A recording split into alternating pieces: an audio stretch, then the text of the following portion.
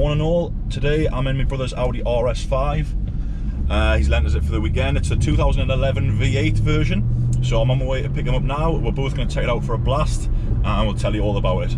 I'm just going to take it for one quick little blip before he gets in the car. Be rude not to, wouldn't it?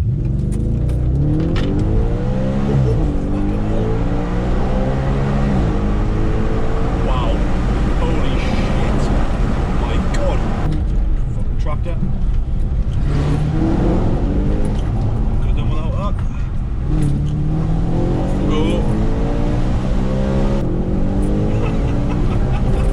Whoa! Jesus! Fucking hell! Sorry, Paul. It had to be done, like.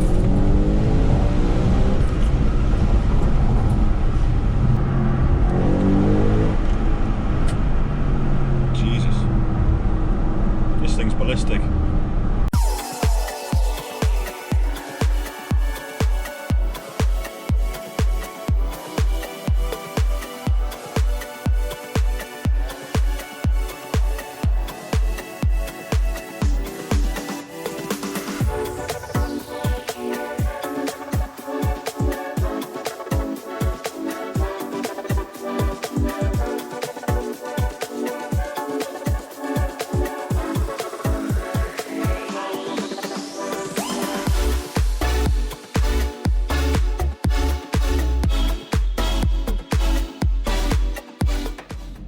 What made you buy this car then? You basically, you're to blame for this. I love RS5s, man. They're class. I've always. Well, it was not. It was because obviously I've always had fast cars and that, but the last one I owned was that the B7 RS4. Mint bit of kit. But that was years ago, you know. And ever since then, I've just had like vans and work stuff. And then when you started this channel, I thought, well, I'm going to have something, you know. Get in. The guy I got this off was a pleasure to deal with. Yeah, like, it was. Chris. You've looked after it. You can tell it's been well looked after. It's good. It's in. Aye. I said the previous owner had opened the exhaust valves because what is it? Then is it a certain amount of revs? There's like a valve in the exhaust. No, it's you've got like different mode selects, you know, so you can have comfort, auto, individual, dynamic. So if you bang it into dynamic, it opens the valves in the exhaust. But the previous owner had tightens it all up, you know. Had them open permanently, didn't he? So like they're open all the time. It sounds mint like.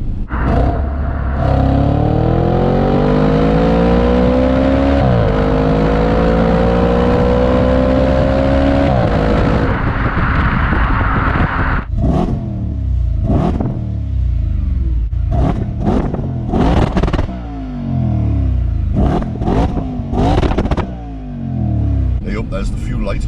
Oh, it's shocking. Shocking on fuel. Fuel consumption in these things, by the way, is terrible, really bad. I put 30 quid in it yesterday. I haven't really done much in it, and obviously we're having to go back to the petrol station now to fill it up again. Like, so if you've got deep pockets, then it'll not be a problem for you. But other than that, it's not cheap to run. Tyres are 280 quid per tyre. And then your brakes are like 1,000 each. £1,000 per corner. Aye, shocking. But worth it though. Aye, definitely.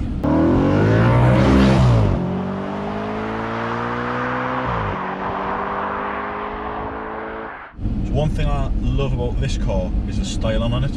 I think it's absolutely belting. They look mint. There's not many cars on the road look as good as these. No, there isn't. I read somewhere that the bloke who designed it, he worked on Lamborghinis, but then he designed this, and he said at the time that this was the most beautiful car he's ever made.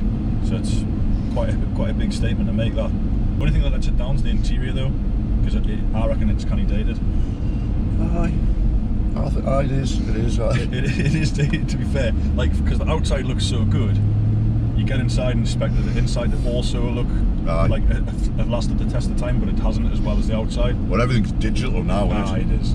Like, I still don't mind it. It's sort of like I like these carbon trims on it. Like they're a nice touch. It's got carbon on the centre console. And the seats are lovely, like the cream seats.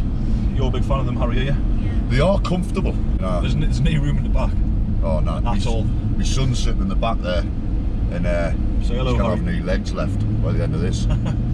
It's the legroom in the back, shocking. Like, I mean, we're both very tall. I'm 6'3", and Paul's 7'1". He's not really, but I mean, as you say, like me and you are talking like 6'4", and it is a comfy car. Like it does feel small. It does feel small inside. But I mean, most cars would, wouldn't they? At our height.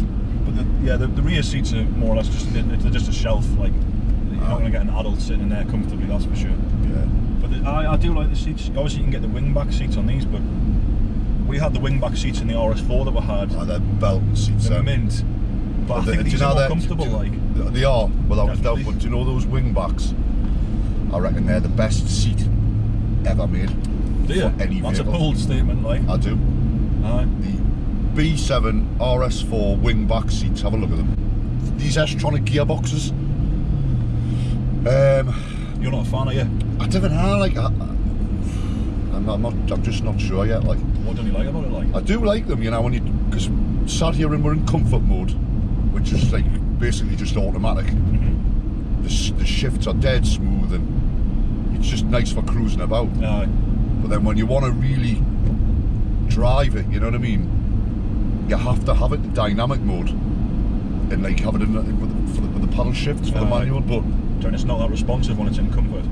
Nah, if you're in comfort or it is a bit laggy. I know it's well, lurchy and it's laggy and that, you know. And it's, if you want to use the manual, you just click it over to the left, then you can use the shifts. Oh, it's nice to have them manual paddles, because one of the great things about these cars is on downshift, it drops a little bit of fuel into the exhaust, similar to the exactly the same as the RS4, and it gives a little blip noise.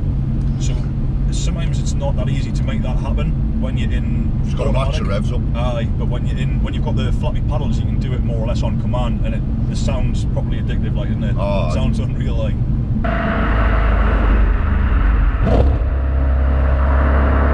I don't know what the torque figures are on this. They've got no torque on these at all. Basically, you've got to rev them right out, you know, to get the performance out of them. That's the thing. These have got the same engine as the RS4 that I reviewed. It's the 4.2 V8 naturally aspirated. So as Paul's saying there, to get the best out of them, you have got to rev them right high into the rev range. The revs past 8,000 revs, but before then, it can feel a little bit sluggish. But once you get right up in them high rev ranges, it flies. It feels like you're going absolutely rapid. It just doesn't stop. It doesn't stop. Like these engines are a complete masterpiece. Like has to be said. You know? Absolutely mint.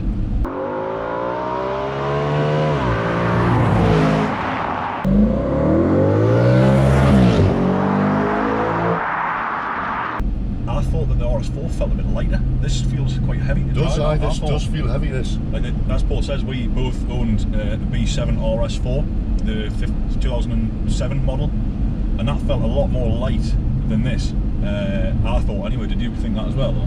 Oh, the original RS4 was a better driving car than this. I agree. Like I think it sounded better as well. It was more nimble. It was a manual box, you know, much more mechanical. I thought that was a better and then the car than this. Changed that when it went into all the techie stuff, you know, like these S-tronic gearboxes and that, which you've got to move with the times. Yeah. But I'm old school, me now. Obviously, when this car first came out, its main competitor at the time was the BMW M3 of the same era. And that one, our other brother Steve, he had an M3, and it was hellish skittish. Like the back end would come out really badly in the wet. Whereas this one, with its four-wheel drive, doesn't matter what conditions you're in, what road you're on, you'll be all right, you know. So that for me makes this potentially a better option.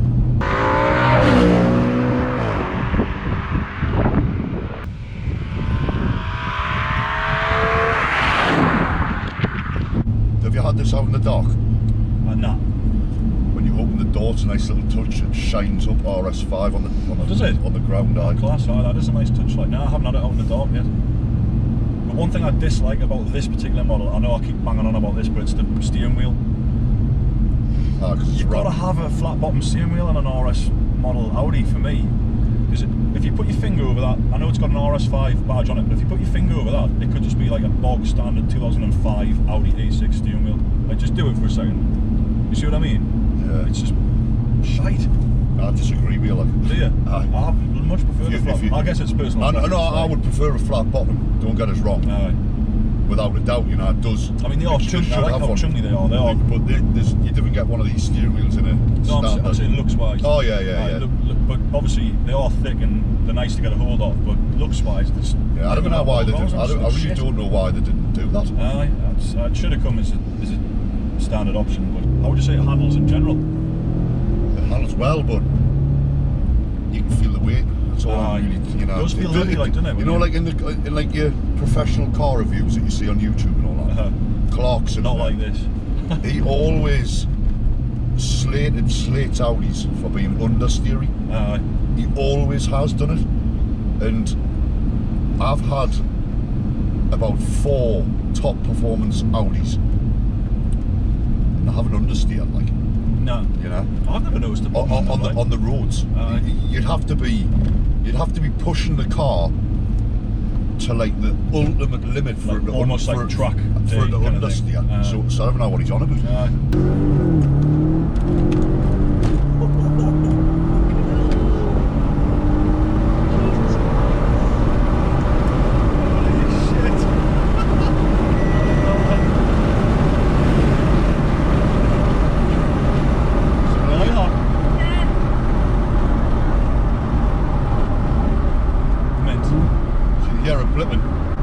See, if you put it into dynamic, the response is loads better. Listen to that, man. See what I mean? It's instant. That's what you want. Fucking hell. A little bit twitchy there, Mark. A little bit. Jesus. See, I mean, where's the understeering? None. No. One thing I forgot to mention about this is it's got a little spoiler thing that comes out the back, isn't it? It has. So that either comes out if you're going over 75 miles an hour, it comes up automatically, or there's a little button in the cockpit here. Or there's a little cockpit. Or there's a little button here in the cab where you just. Or there's a little. To edit that. I know. Whoa!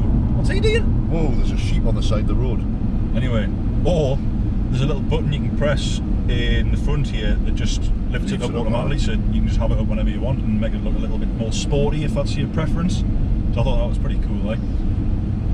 So if you're going to summarise the car, just in a quick, brief summary, what would you say about it? I can sum this car up in 3 words.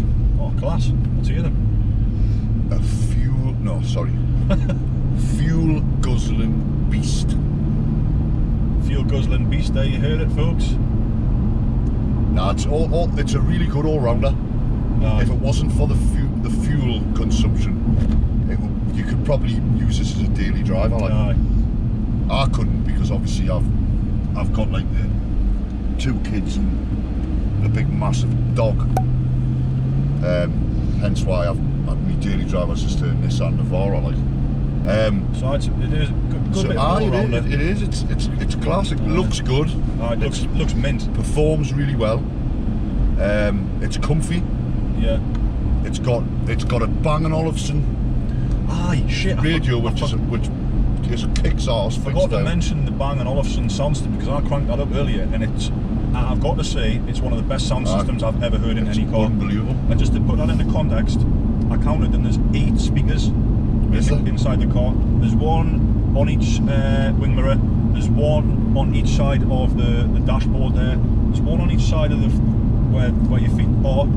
Is there another one there? There's a speaker there. So there's 9 speakers. There's a big one in the dash, and there's 2 in the back as well. So there's 9 speakers in this car, and the sound system's absolutely mint. So yeah, all in all, I would recommend one of these, definitely. That quality, like, I've had a great time with this thing. It's mint. Thanks for letting us, or thanks for taking us out in your car, Paul. Appreciate it. Anytime. And that's the end of the review, really. If you've got any more questions to ask, just drop them in the comment section below, and we'll do our best to answer them. And if anyone's got any sort of decent performance cars they want reviewed, just get in touch. Alright, just get in touch. We'll check them out and see what they're like. So we'll see you next time. All for a bit of fun, you know. That's it. Cheers.